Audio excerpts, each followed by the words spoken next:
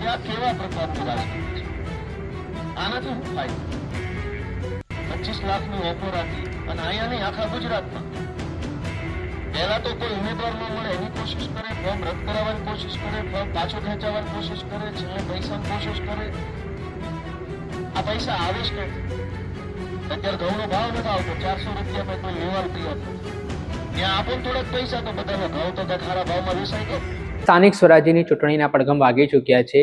ઉમેદવારો છે તે પોતાની રીતે હવે પ્રચાર પ્રસારમાં પણ લાગ્યા છે. આ વખતે ગુજરાતમાં ત્રિપાંખીયો જંગ ખેલાઈ રહ્યો છે.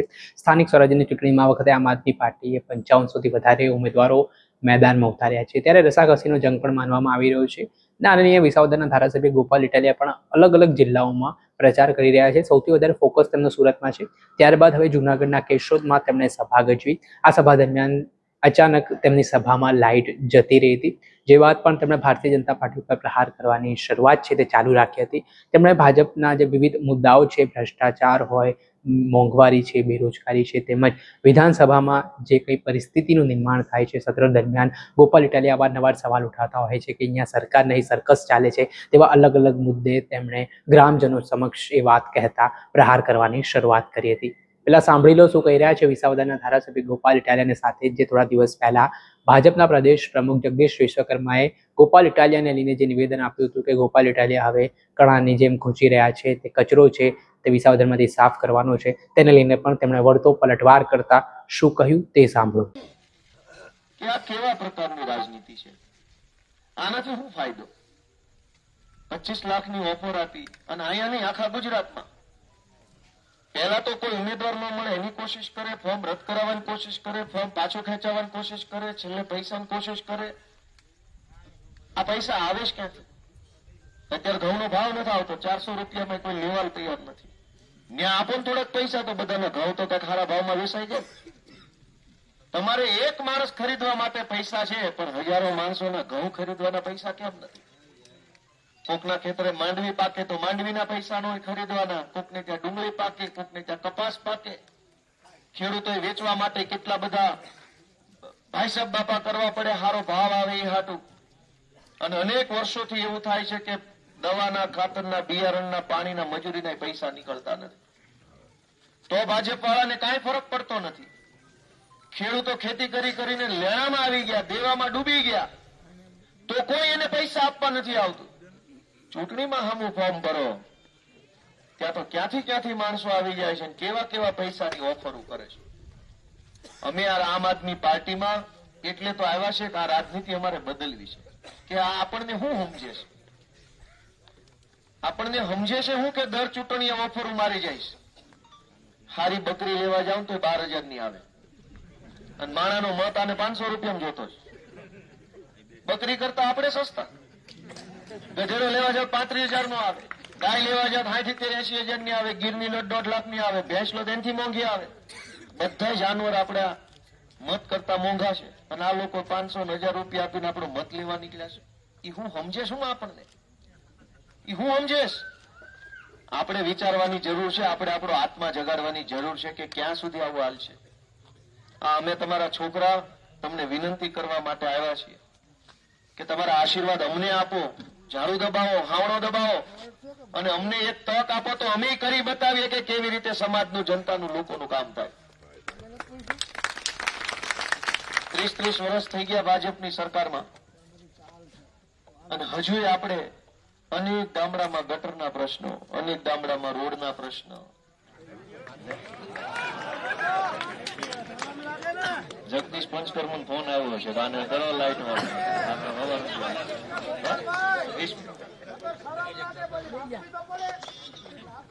પણ આ કેવા પ્રકારની રાજનીતિ? હવે આપણે અત્યારે હવે રહેવા જો આપણો નાના એ લોટા મારશે, આ કઈ હારી ત્યાંનું ઓળખું છું. નાના એ જેવું ઓલું માઇક લેશું ને તો કાંઈક નાખશે. વિસાવદરની ચૂંટણીમાં લેરિયા ગામે આવું થયું હતું. એક ભાજપ વાળો અંધભક્ત સામે ઓટલે બેઠેલો લેરિયા ગામમાં, એક ઓલા ડીએ ઉભો રહેલો અને અહીંયા હું જેવું માઇક બદલું ને એટલે ઓલો લંગરીઓ ફોન કરે, કાઢ નાખે, એટલે ઓલો કાઢ નાખે. વળી આવું ડબ્બો ચાલુ કરું, પાછું ઓલું કરે. એટલે આને હું ઓળખું છું વિસાવદર વખતથી. આપણે ના એ અખતરા જ નથી. ઘડીક ખમો ભલે એ એની લાઈટ રાખતા.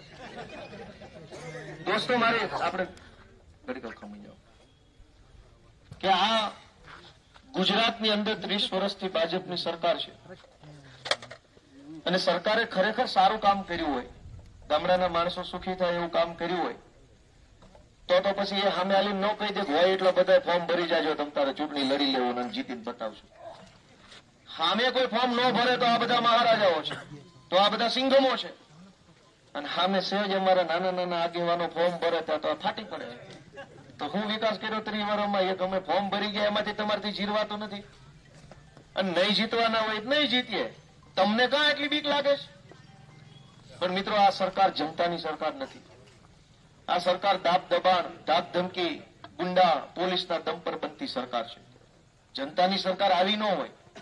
પબ્લિકના મતથી બનેલી સરકાર કેવી હોય એનો હું તમને દાખલો આપું કે પંજાબમાં આમ આદમી પાર્ટીની સરકાર છે અત્યારે, એ જનતાના મતથી બનેલી છે. પોલીસનું દબાણ કરીને નહીં, ગુંડા મોકલીને નહીં, લોભ લાલચ આપીને નહીં, ગામ ઉપર ધાક ઉભી કરીને નહીં, પણ લોકોએ આશીર્વાદ આપ્યો, પ્રેમ આપ્યો, મત આપ્યો અને બનેલી સરકાર છે. એને કેવો નિર્ણય કર્યો એને દાખલો આપું કે પંજાબમાં જે કઈ ખેડૂતના ખેતરે જણસ પાકે ત્યાં વધારે ઘઉંનું, ચોખાનું વાવેતર વધારે છે, મકાઈ છે, રાયડો છે, એનું વાવેતર વધારે છે. સરકાર ટેકાના ભાવે ખરીદી કરે છે પંજાબમાં આમ આદમી પાર્ટીની, અને 100% ખરીદી કરે છે. એવું નહીં કે 150 મણ જ લઈશ, 100 મણ જ લઈશ, 25 મણ, એમ નહીં. તમારા ખેતરમાં 5000 મણ પાકે તો સરકાર 5000 મણ લેવા માટે બેઠી છે. એવી વ્યવસ્થા આમ આદમી પાર્ટીની સરકારે પંજાબમાં કરી. અને અહીંયા 150 મણ જ લેશું, માંડવી પાકી હોય, બાકીની તો કેવી તમે જાણો. તો આ ટેકો ખેડૂતોને થયો કે વચેટિયાઓને થયો? આ તો એના મળતિયાને ટેકો થયો. એકને કોથળાનો કોન્ટ્રાક્ટ મળે, એકને મજૂરોનો કોન્ટ્રાક્ટ મળે, એકને ખટારાનો મળે, એકને ગોડાઉનનો મળે. એ બધા વચેટિયા આપણા ટેકામાંથી કમાય ને આપણે તો છેલ્લે ઓરિજિનલ માંડવી વેચવા માર્કેટમાં જવું પડે, ઘઉં વેચવા માર્કેટમાં જવું પડે. પંજાબમાં લોકોએ ચૂંટેલી સરકાર છે, જનતાએ મત આપીને બનાવેલી છે. એને એમ કીધું કે એક દાણોય બહાર વેચવા નથી જવાનો, જેટલું માલ પાકે આપી જાવ સરકારને. તો આનાથી સારી વ્યવસ્થા હોય કેવી? તમે બધાએ મને જવાબ આપો કે સારું કહેવાય કે ન કહેવાય? આમ આદમી પાર્ટીની સરકાર પંજાબમાં છે. ખેડૂતોને નુકસાન થાય તો 1 હેક્ટરે 50,000 રૂપિયાની સહાય ચૂકવે છે. અને દુર્ભાગ્ય અહીંયા ગુજરાતમાં જુઓ, હમણાં વિધાનસભામાં મેં મુદ્દો ઉઠાવ્યો કે આખા ગુજરાતમાં ખેડૂતો માટે કોઈ પાક વીમાની યોજના નથી, કોઈ પાક વીમો જ નથી. મોબાઈલના વીમા હોય, ગાડીના વીમા હોય, મકાનના વીમા હોય, દુકાનના વીમા હોય, પ્રોપર્ટીના વીમા હોય, માણસના કેટલાયના વીમા હોય. તો ખેડૂતની મોલાતનો વીમો કેમ નહીં? કઈક અતિવૃષ્ટિ થાય, અનાવૃષ્ટિ થાય, માવઠું આવે, કઈક તકલીફ ઉભી થાય અને વીમો હોય તો ખેડૂતને રાહત થાય. ભારત દેશમાં એકમાત્ર ગુજરાત રાજ્ય એવું છે જ્યાં કોઈ પાક વીમા નામની યોજના નથી. સરકારને મન પડે તો પેકેજ ઉર્ફે પડીકું જાહેર કરે અને જેના હાથમાં જેટલું આવે એટલું મળે. પેકેજ એટલે પડીકું, એને અંગ્રેજીમાં બોલો સારું લાગે. ગુજરાતીમાં કહો તો કે પડીકું, પેકેજ એટલે હું પડીકું. તો યોજના કેમ નહીં? તો આ લાઈટ કાઢવા વાળા બહુ પાણીવાળા હોય, મૂછે લીંબુ લબડતા હોય, કયો તમારી સરકારને કરે પાક વીમો ગુજરાતમાં લાગુ? આખા ભારતમાં છે, અહીંયા જ નથી. લાઈટ કાઢવી એમાં બહાદુરી નથી.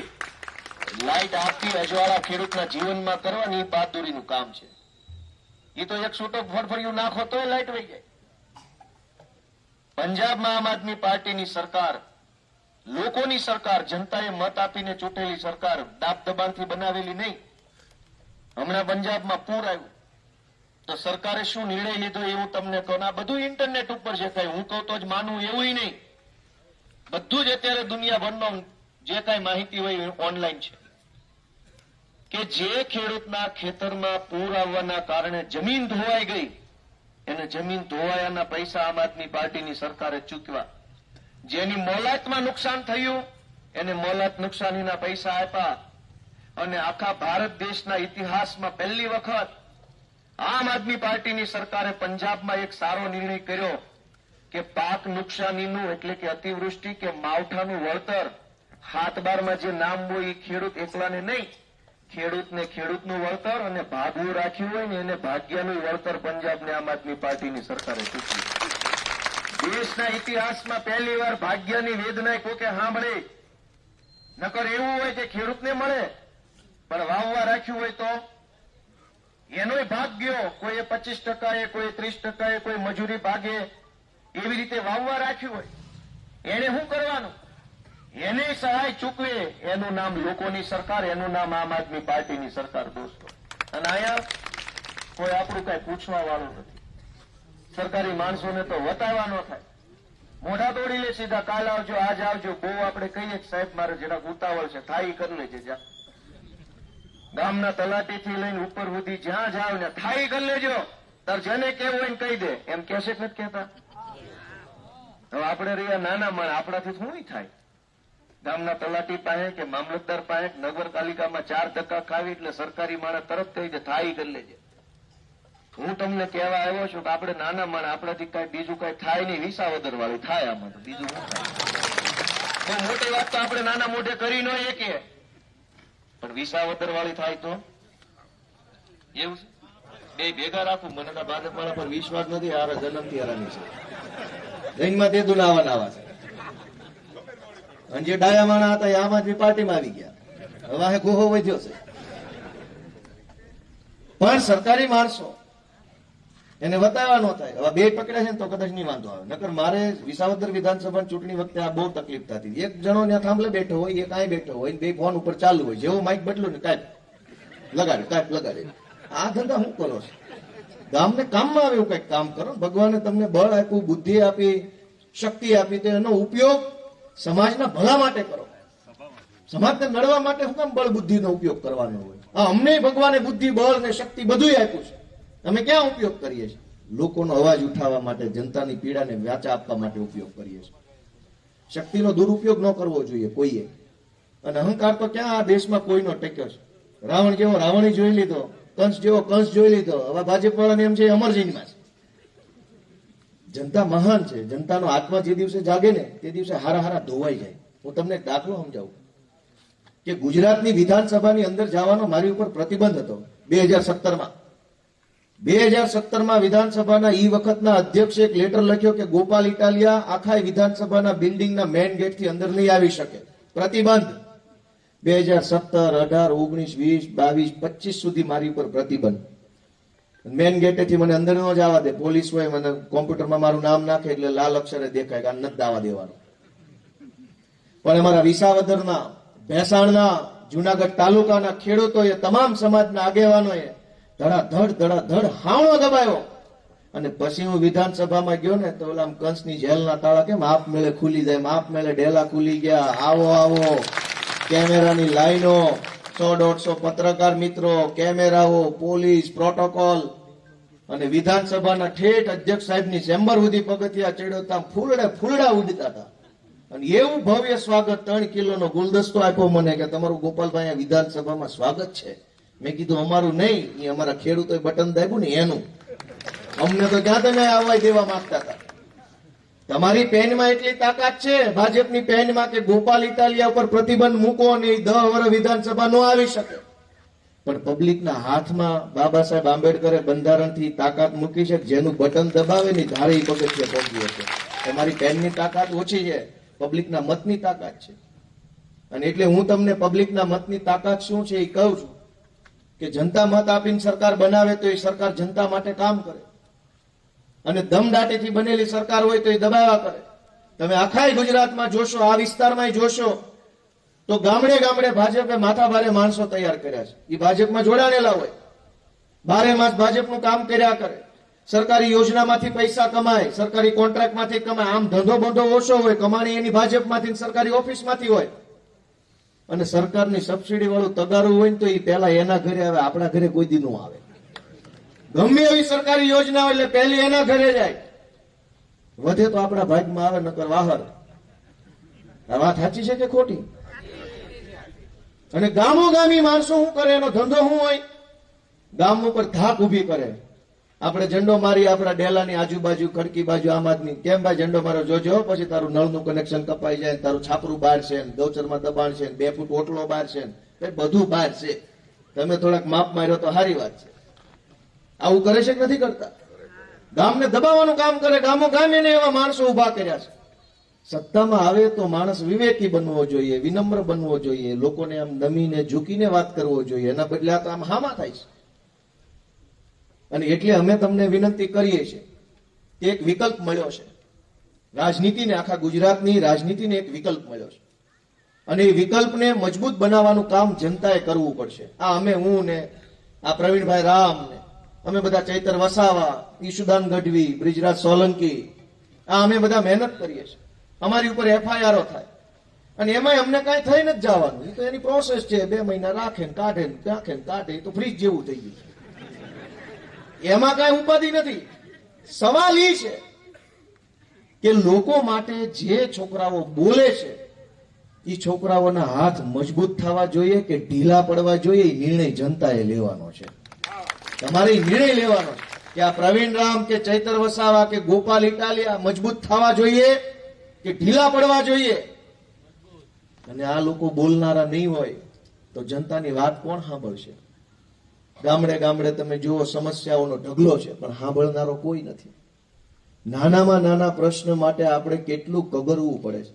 એક નહીં જેવો આવકનો દાખલો, આમ આવક હોય નહીં કાંઈ, ખાલી દાખલો જ હોય, તોય તે કેટલા, અને ધારો 1.5 લાખનો આવકનો દાખલો કાઢી દીધો ના, ઉમિયા પાન પાર્લરમાં આપણે એમ કે આને ગીરવે મૂક્યો તો આપણને એક માવો નો આપે. 1.5 લાખનો દાખલો ગીરવે મૂકો તો માવો નો આપે કોઈ. કોઈ રિક્ષામાં નો બેહવા દે, ભાડું નથી, આ 1.5 લાખનો આવકનો દાખલો રાખ. તોય કેટલા ધક્કા ખાવા પડે. મામલતદાર ઓફિસે ધક્કા, કાલ આવજો, સાહેબ હાજર નથી, નહીં થાય, થાય કરી લેજે જા. સર્વર તો 12 માસ ડાઉન હોય, રૂપિયા આપો તો સર્વર દોડવા માંડે.